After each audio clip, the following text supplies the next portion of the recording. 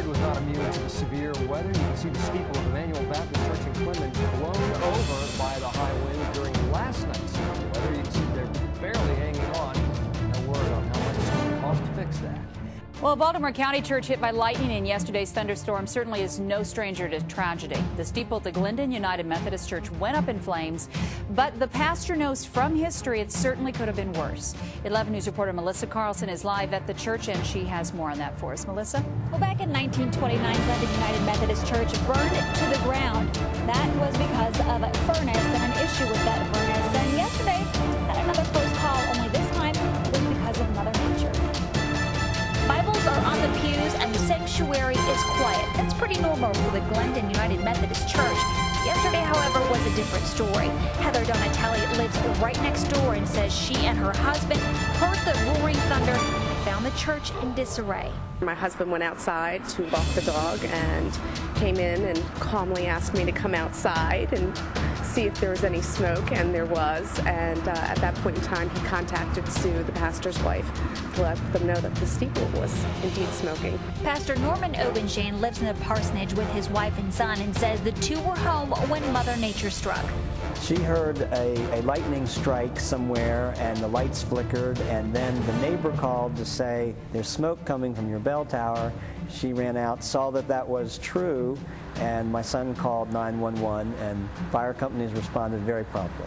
Pastor Obenshane says the bell tower had a lightning rod, but now it's gone, and that the fire ate through the slate roof, the wood frame, and left this hole. The rest of the damage was thanks to overnight rain, which leaked down the tower walls and into a small back room. This could have been very much worse had the building become fully involved, which it did not. While it could take some time to repair the bell tower, Obenshane plans on having services this Sunday, and he says he doesn't think that there's any kind of divine meaning in this all. However, neighbor Heather Donatelli says she's thanking her lucky stars and looking to add on to her new home. When we first moved in, the summer we moved in, our next door neighbors on the other side of us were struck. A tree of theirs was struck by lightning and came down. Make you think that maybe you want to add something to this house? Probably a lightning rod. Now, crews have been working throughout the day to try to repair that hole, at least get a tarp over it so that any rain that might happen tonight won't come back down. The bell tower, they're still working on it on this hour. And no estimate for the cost of it will take to repair the bell tower or the damage that happened inside. It would just happen to a small closet area. Reporting live in Baltimore County, Melissa Carlson, WBAL TV 11 News.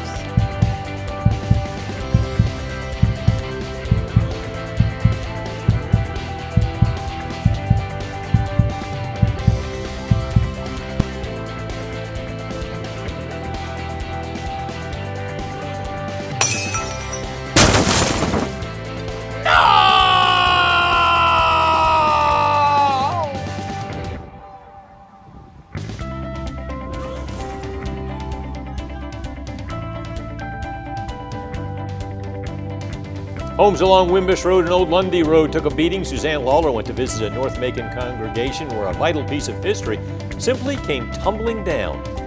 When they built this sanctuary in 1980, it was a big deal the day the steeple was placed. That was the last part of a long building project. Families even signed their names on the cross at the top of the pinnacle. At sunrise Tuesday morning, everything looked calm. At the moment we were watching out of the window, you know, trees were horizontal and power lines were everywhere. That's when we sort of hunkered down in the hallway. Nature's rage came in fast and ferocious. Ultimately heard a big boom in the building, and it was the steeple of the church falling on top of us. I started hearing water inside the building and began to investigate and realized that we had 2 gaping holes in the roof and, of course, a tower open to the sky, which prompted me to say, what happened to our steeple? The steeple laid on the black rooftop, slaughtered by the squalls.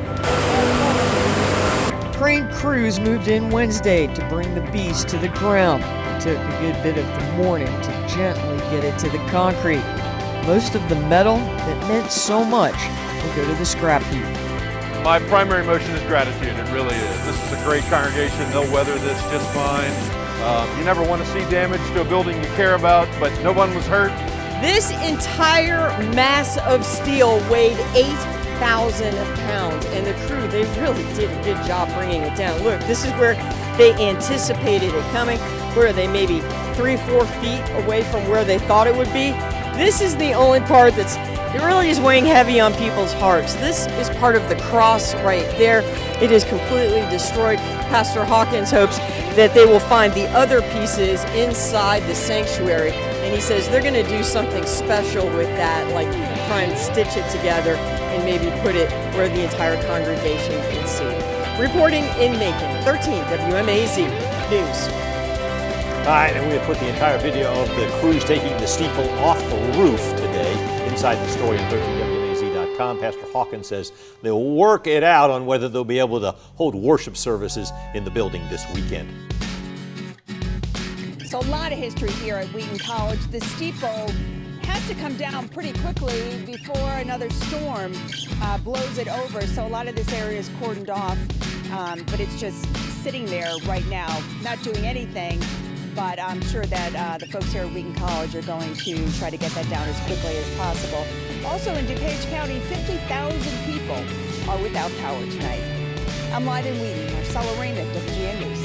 All right.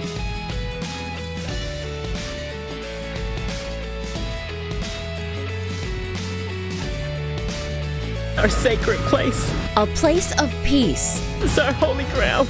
Ripped apart. And it's absolutely devastated. Our breaking team coverage continues on severe storm damages and now the cleanup. And as we just told you, a tornado tore through Cleveland. This historic church here you see behind me, right in its path. The damage to their building, immense. The roof ripped right off. Now at noon, Noel Williams shows us more. Cleanup begins after a second round of severe weather hits Northeast Ohio.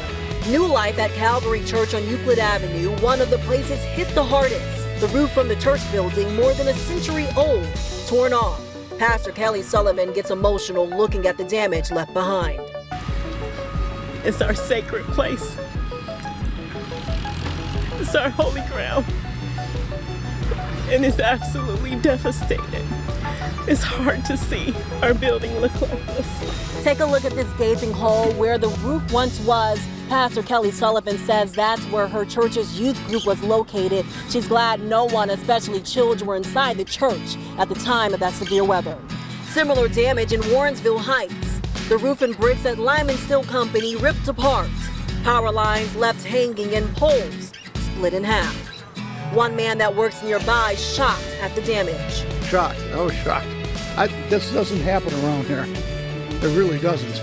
Widespread damage from Warrensville Heights to Cleveland, leaving behind a long road to recovery and cleanup ahead. Reporting, Noel Williams, 19 News. It's not just a building. It is a sacred, holy space. I'm Damon Maloney outside of New Life at Calvary Church in Cleveland. We are following through, checking in on the church as they continue to map a plan on how to rebuild after a tornado struck the church and caused significant damage in late August. Later this month, the lead contractor is going to be having a meeting on site to discuss what it's going to take to get the church back to its original state. Meanwhile, the church, they can't use their sanctuary, so they're holding services in the church gym. They remain steadfast in their faith, and they know better days are ahead. It lit up the sky for less than a second, shooting brick and wood more than 30 feet away from Pleasant Grove Baptist Church. Knew that the wind obviously didn't do that, and that it obviously had to be a lightning strike, so that's when we started sort of inspecting what had happened here. Pastor Dan Rosser says the lightning blew holes in the roof and in the side of the building and fried electrical wiring inside the church, putting computers, phones, the elevator, and a list of equipment in the sanctuary out of order. We're looking at well over $25,000, $30,000. After the bolt hit the building and not the church's lightning rod, Rosser is definitely thankful. The fact that we got struck by lightning and had this kind of physical, visible damage, and to be able to see that there was no fire that was the result of that. So we're just very grateful for that fact that God protected us in that way. And as he looked over the damage Friday morning, video of the strike started showing up on Facebook. One of my members literally texted me and had seen the picture of the strike on Facebook And that was the first time I saw the picture of the strike. It came from across the street at Hayes Manufacturing, where security cameras are recording 24/7. You can see the sparks coming down. David Hayes curiously started watching the video Friday to see how strong the overnight storms had been. Then he saw the flash of light. And I slowed it down and finally caught it exactly the right moment. And then I saw the lightning and I was like, oh my God, it struck the church. Hayes also amazed he says the church didn't catch fire, and its pastor wants to believe lightning truly does not strike twice. I mean, you never know. We're certainly hoping that we don't get struck again.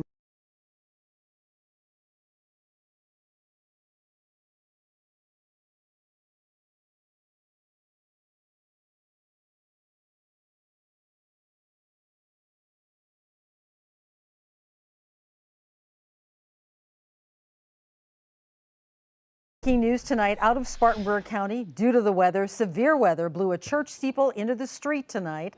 Renee Wunderlich joins us live with the latest there. Renee?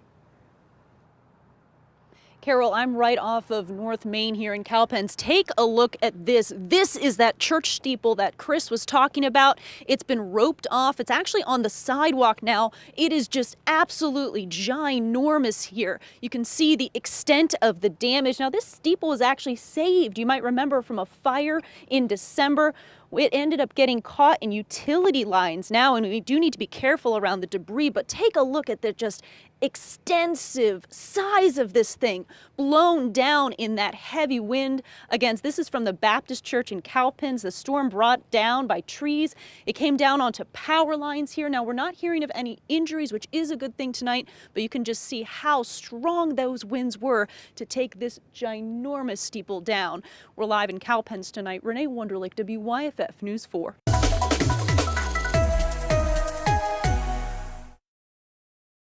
Many ways to heaven, there's only one way, and that's through Jesus Christ. He is the only way. He is the truth. He is the light. Wake up, Chicago. This is your wake-up call. If you don't believe on Jesus Christ, you will perish in your sins.